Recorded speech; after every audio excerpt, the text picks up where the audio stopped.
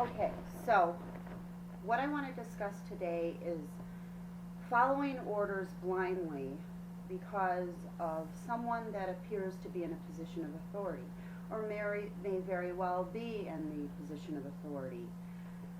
Um, in my sociology class, we are studying this concept, and actually I studied it as well in the class prior, which was research methods. And of course, the Milgram experiments, those are very widely known.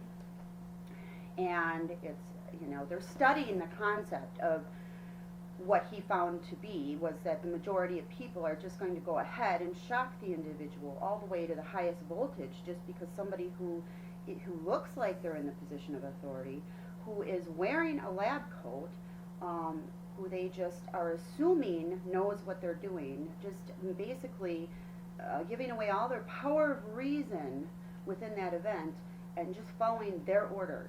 Okay, so this is what Milgram, he discovered that people will just go ahead and do this. They'll just go along with it.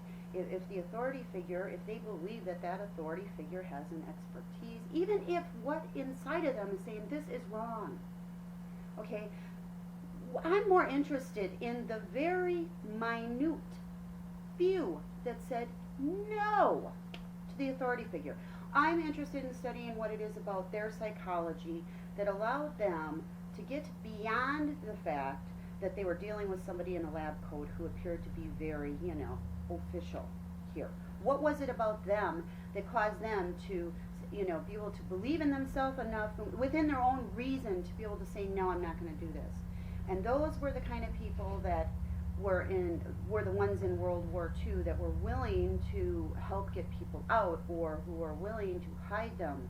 Those are the people I'm interested in, not studying the people that are the norm, okay? The norm, which is not good that is the norm, okay?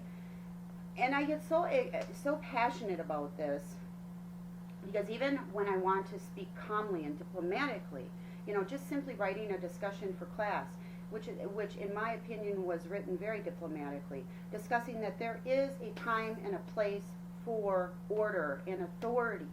However, that authority can be abused easily, and that most of us will just stand by and let it happen, whatever it is that's being abused. I mean, in all reality, if you're honest with yourself, everywhere you look in this world, we tend to give people in authority the power because they have an expertise. Like, let's say the doctor that gives you the prescription, prescribes a type of treatment for you.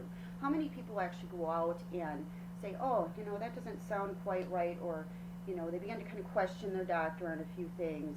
I know when I've questioned my doctor on things because I've researched, maybe prior to going to the visit, and things weren't ringing true and I needed some clarification, that, my doctors weren't too thrilled when I was questioning them.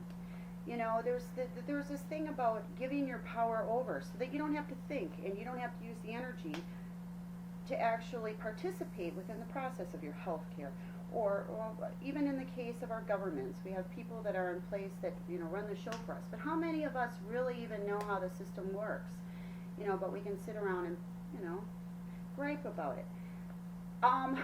I think what, got me on this tangent was, writing this discussion and stating that it's really important that we not teach our children to follow blindly. I teach my children that it's okay to question me, okay? They don't need to fear it, okay? They don't need to question my reason. Granted, I get a bit irritated at times. I'm not quite, patient enough. Or I feel impatient by it, but I don't look at it as a form of disrespect, especially because I'm trying to teach them how to communicate a question in a way that would not put the authority figure on the defense. Now, you cannot always prevent that because it really is up to how that other person is perceiving you. Sometimes you can be doing everything right and they're still going to take you wrong. There's nothing you can do about it. But I want my children to believe in their own internal voice of reason enough to know that when they hear something that doesn't sound right, that they're not just going to go along with the crowd. Okay? And I think that following An authority figure's orders blindly is the problem, okay? And that is the point of my discussion in class. But yet I still get comments with people that are literally sounding like they're in a soapbox, screaming out a scripture, and none of it is their own words. None of it. None of it is their own words. Even if they did have a principle that they believed within the framework of that scripture, all they're spouting at me is what they heard at last week's sermon. When is anybody ever going to just get up and put whatever it is in their own words? When are they going to see the principle that lies beneath the words that they're spouting that are not even their own? And that's where I'll leave you at with today. Sorry, I'm just, that just irritates me. Thank you. Bye now.